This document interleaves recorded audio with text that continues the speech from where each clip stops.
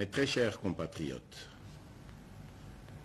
il vous souviendra qu'en date du 24 mars 2020, j'avais, par l'ordonnance numéro 20/014 du 24 mars 2020, proclamé l'état d'urgence sanitaire sur toute l'étendue du territoire national pour faire face à l'épidémie de Covid-19.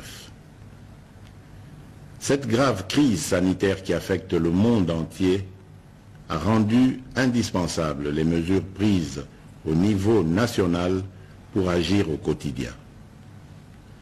Ainsi, après la première vague des mesures décrétées dans l'ordonnance précitée, j'en ai pris d'autres, rendues nécessaires par l'évolution de l'épidémie dans notre pays. De manière générale, toutes ces mesures associées à la bravoure des équipes impliquées dans la riposte multisectorielle ont permis de ralentir la progression de l'épidémie à Kinshasa et de freiner son expansion dans toutes les provinces. Grâce à ces efforts, nous sommes parvenus à réduire la mortalité très élevée au début de l'épidémie de 11% à 2,4% actuellement, avec un nombre de plus en plus croissant de guéris. Davantage, nous notons une tendance à la baisse du nombre de nouveaux cas au cours de ce mois de juillet.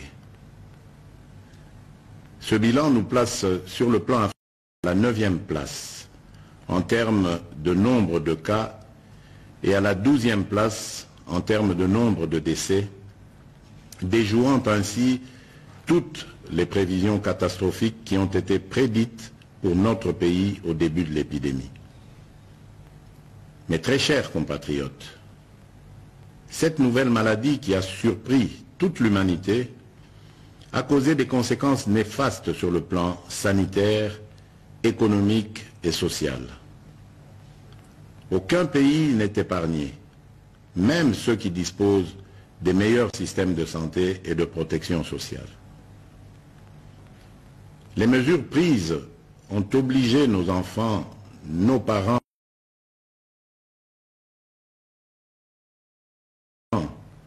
agents publics et ceux du secteur privé à rester confinés chez eux. Elles ont impacté et continuent d'impacter sur le fonctionnement des institutions de la République, sur les entreprises publiques et privées, ainsi que sur les relations bi- et multilatérales. Les leçons et expériences de 4 mois de lutte nous ont appris que nous devons vivre avec peur ni stigmatisation. Nous devons ainsi adapter nos stratégies de lutte et de prévention contre ce fléau en tenant compte de cette évidence. Face à cette réalité, un consensus s'est dégagé entre le Parlement, le gouvernement et la société civile, ainsi que le secteur privé et les partenaires techniques de sortir de l'état de lutte contre la Covid-19 à travers des mesures sanitaires, administratives et de police non dérogatoires aux libertés individuelles et collectives. Mes très chers compatriotes, aujourd'hui, 21 juillet 2020, à minuit, prend fin l'état d'urgence proclamé pour faire face à l'épidémie de Covid-19 en date du 24 mars 2020 et renouvelé à 6 reprises. Les mesures y relatives cessent d'avoir effet. Cependant, il doit être clairement entendu que la fin de l'état d'urgence ne veut pas dire la fin de l'épidémie de Covid-19 dans notre pays.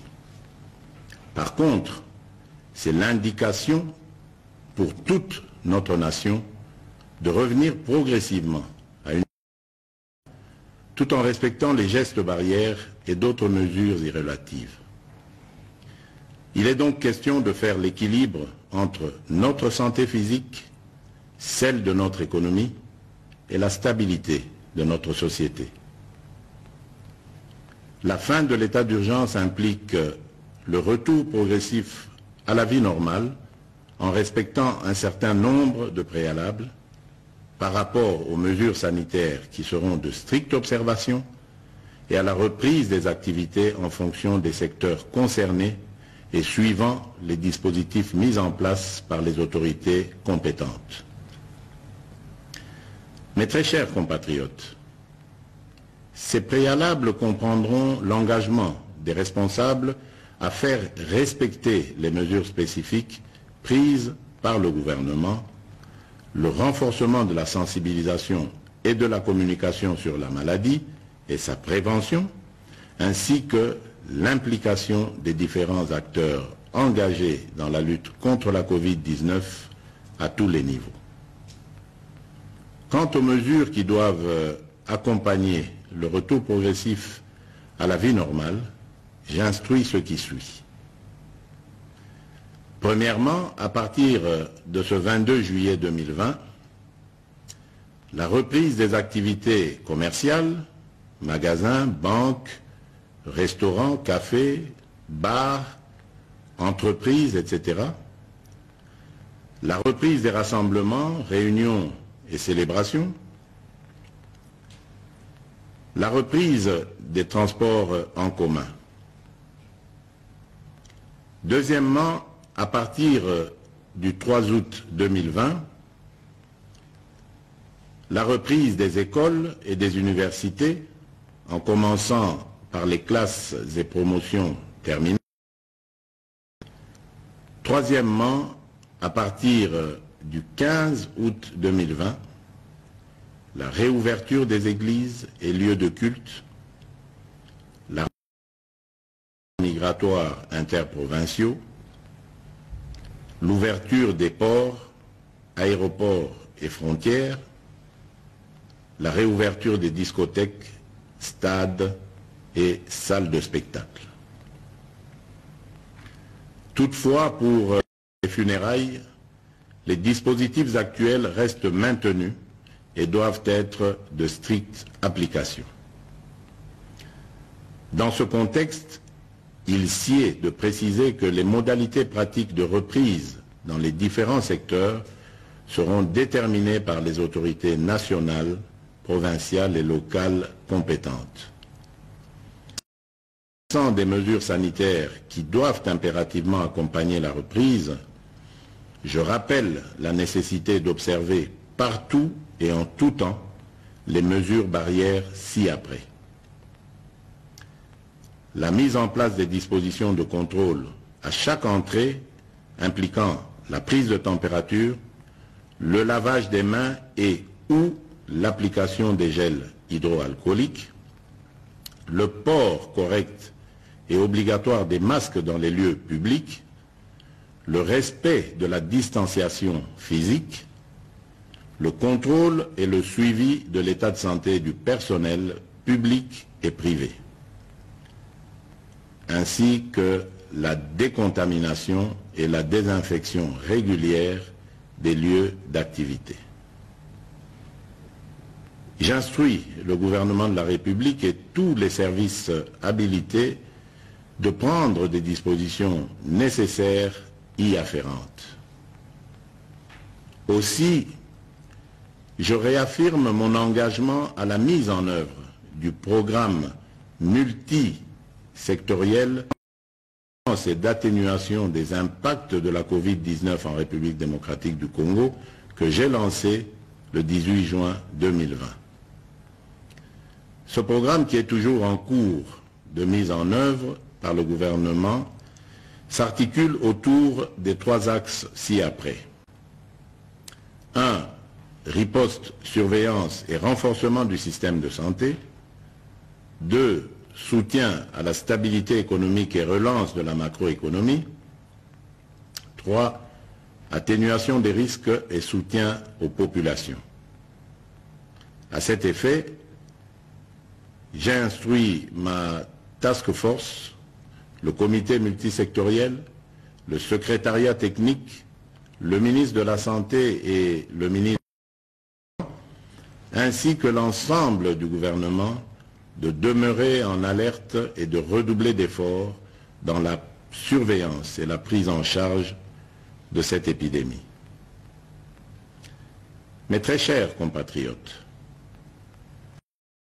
j'invite au respect strict des mesures barrières ci-dessus décrites et aux adaptations qui vous seront proposées par le gouvernement et les services compétents afin de prévenir toute nouvelle flambée des cas qui risquent de compromettre nos efforts collectifs de contrôle de cette épidémie.